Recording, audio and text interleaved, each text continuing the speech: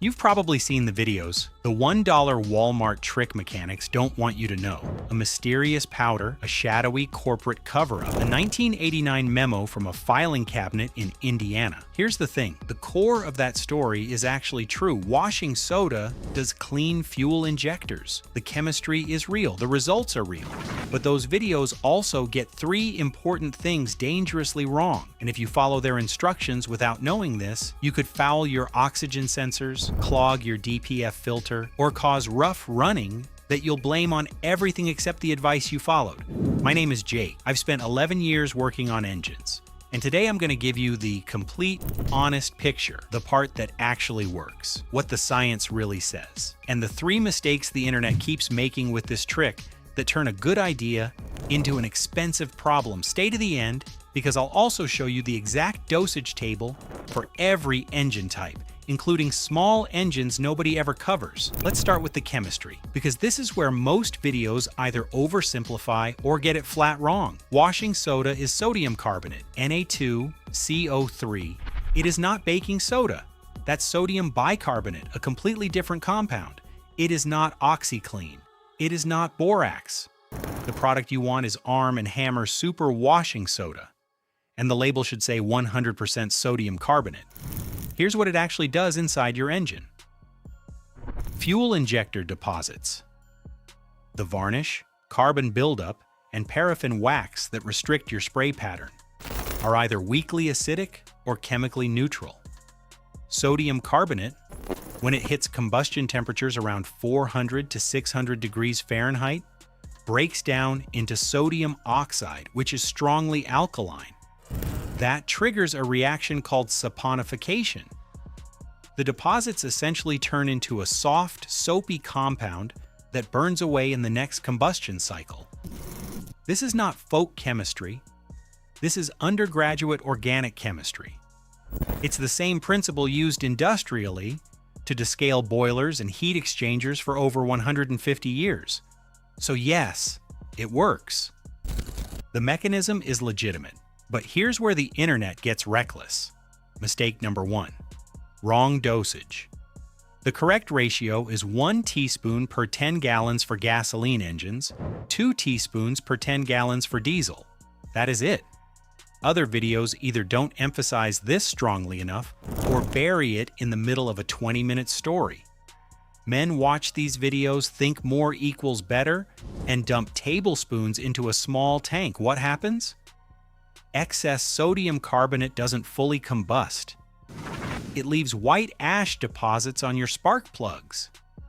In vehicles with diesel particulate filters, which is almost every diesel made after 2007, excess ash accelerates DPF clogging. And a DPF replacement runs anywhere from $1,000 to $4,000 depending on your truck. The $1 solution just became a $3,000 problem. Stick to the ratio, no exceptions. Mistake number 2. Not dissolving it properly.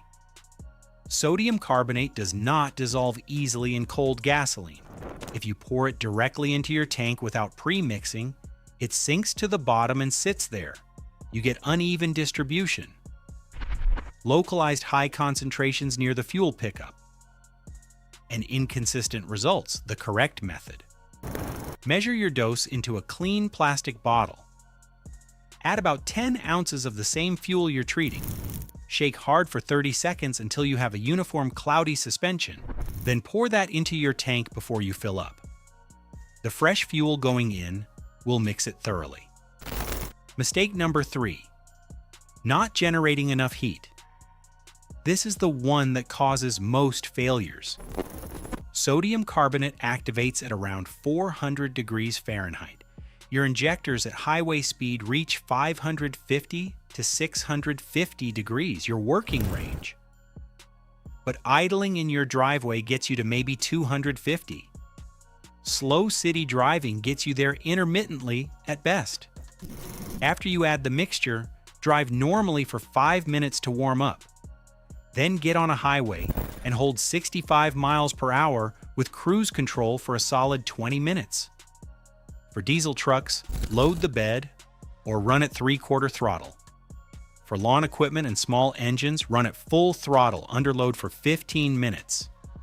If you skip this step, the sodium carbonate passes through your system without fully reacting. You'll say it doesn't work. It works. You just didn't activate it. I tested this on 5 vehicles, all over 150,000 miles, using an OBD2 scanner to log fuel trims before and after. Fuel trim is how hard your engine's computer is compensating for injector inefficiency. Lower is better. Results after 1 treatment with correct dosage and a proper 20-minute highway run. Average fuel economy improvement, 5 to 6%. Long-term fuel trims improved by 12 to 15% across all 5 vehicles. Idle quality noticeably smoother on 4 of the 5. The 5th had a mechanical injector issue that no cleaning method was going to fix. Which brings me to an important point. This is a cleaning method, not a repair. If your injectors have cracked nozzles, failed solenoids, or internal damage, sodium carbonate will do nothing. What it addresses is deposit buildup, which is the cause of most high-mileage injector complaints. For preventative maintenance, 1 treatment every 5,000 miles. 1 box of washing soda costs around $4 and will last you 2 full years. Now, do fuel additive companies know about this? Almost certainly. Sodium carbonate-based cleaning chemistry has existed in industrial maintenance manuals since the late 1800s. It's not patentable. It's not brandable. A $4 box doesn't generate margin for a distribution channel. That's a real economic reality, and it's worth understanding. It doesn't mean every bottle of Seafoam or Techron is a scam. Polyethylamine detergents do work.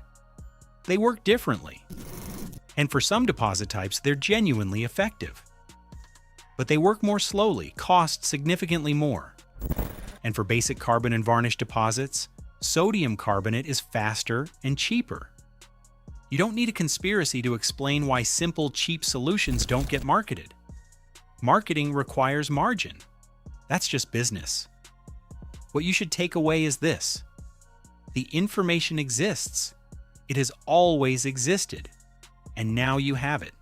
Here's the table I promised. Screenshot this. Gasoline car or truck, 1 teaspoon per 10 gallons. Diesel truck, 2 teaspoons per 10 gallons. Lawnmower or small 4-stroke, ½ teaspoon per gallon of fresh fuel. Pre-mixed, 2-stroke engine, ¼ teaspoon per gallon, mixed with your oil fuel blend. Generator, gasoline, 1 teaspoon per 5-gallon tank. Every 5,000 miles for vehicles. Every 25 hours of runtime for equipment. The $1 fix is real. The chemistry is sound. But the details matter. And the internet keeps glossing over the details that protect your engine. Get the right product.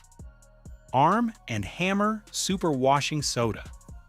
100% sodium carbonate. Pre-mix it in fuel before adding. Use the correct dose. Drive it hot. If you found this useful, subscribe. Because the next video covers a legitimate transmission fluid conditioning method from original 1960s Chrysler service documentation. And I'll be applying the same standard, real chemistry, real testing, no storytelling filler. Drop your vehicle year, make, and model in the comments. Let's track results together.